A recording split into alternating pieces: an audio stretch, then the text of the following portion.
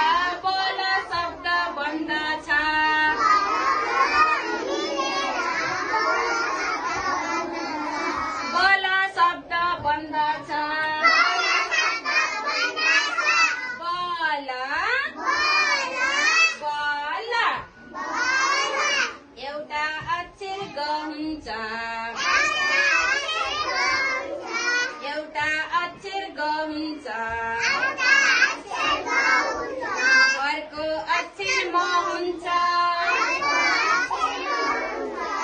अर्को अक्षर म हुन्छ गरमा मिलेर गमा शब्द बन्दछ